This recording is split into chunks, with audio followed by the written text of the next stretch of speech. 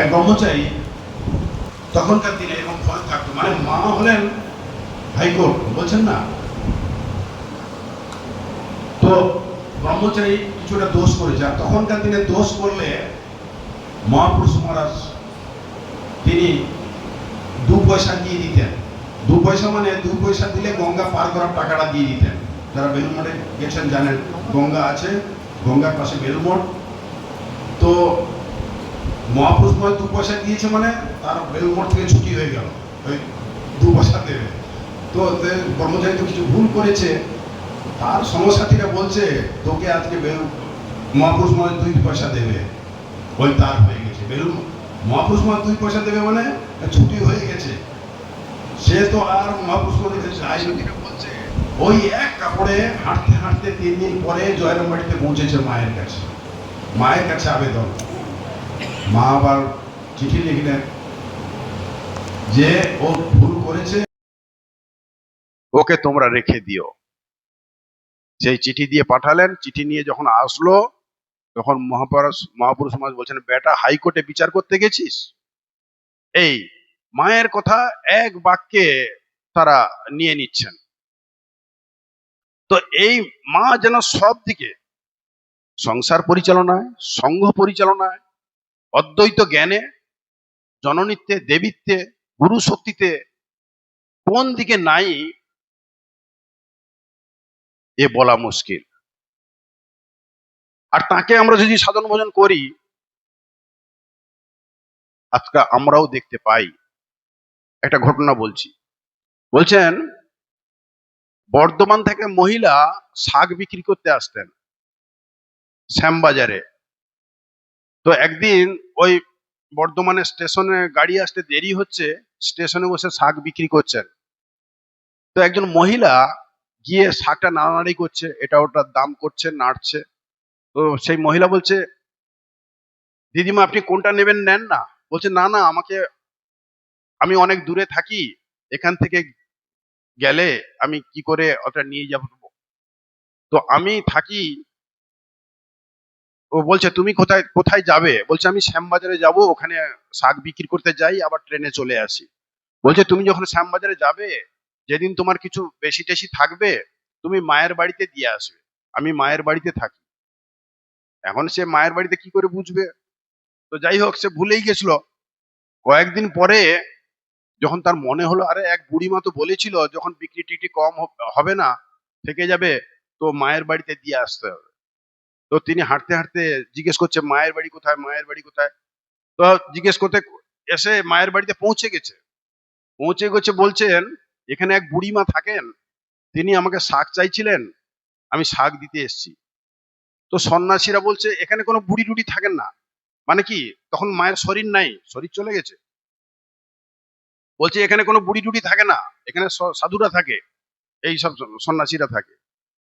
তো মায়ের বাড়ি দেখবেন উঠানের সামনে অনেক ছবি আছে।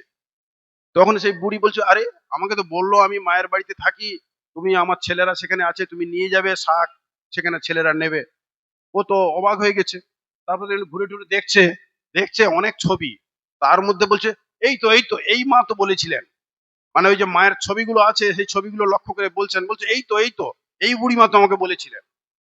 তখন সাধুরা বুঝলো যে মায়ের কাণ্ড। তখন তার কাছ থেকে শাক কিনে নিল, সেই শাক নিয়ে মাকে নিবেদন করলেন। তো এই যে জিনিস বা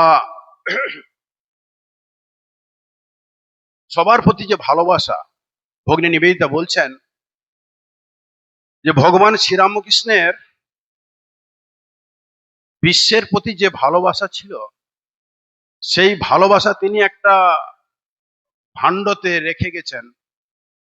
সেই ভাণ্ডটি হলেন শ্রী শ্রী মা শ্রীরামকৃষ্ণের অমৃত ভাণ্ডার।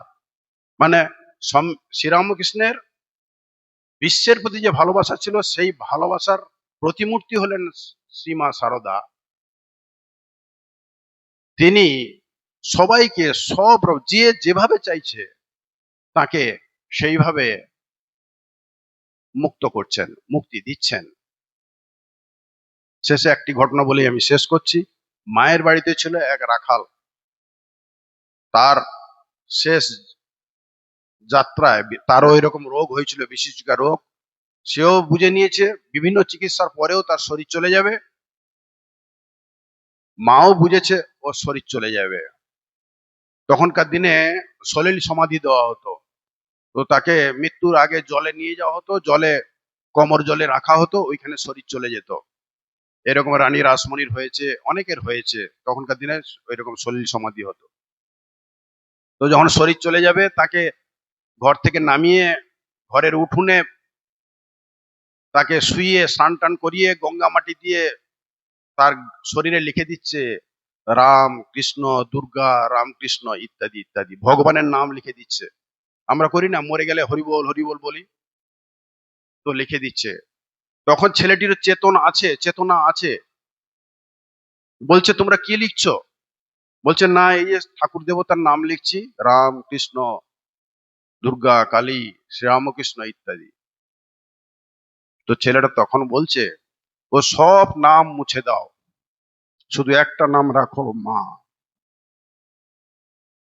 সেই জন্য পরবর্তীকালে দেখা যায় শ্রী মাকে তার শিষ্যরা যখন বলছে তোমাকে কি নামে যোগ্য, বলছে রাধা বলে পারো, সীতা বলে পারো, অন্য নামে পারো, বা শুধু মা বলে ডাকলেই হবে। এই সবারই মা হয়ে এলে তুমি, এরকম গান আছে, সবারই মা হয়ে কে তুমি এলে ধরাতে। তো সেই শ্রী মা সবার কল্যাণ করুন, সবার অভীষ্ট লক্ষ্যে পৌঁছে দেওয়ার শক্তি যোগান। এই বলে আমার ক্ষুদ্র বক্তব্য শেষ করছি। জননীং শারদাং দেবীং রামকৃষ্ণং জগদ্গুরুং পাদ পদ্মে তাই সুত্বা প্রণমামি।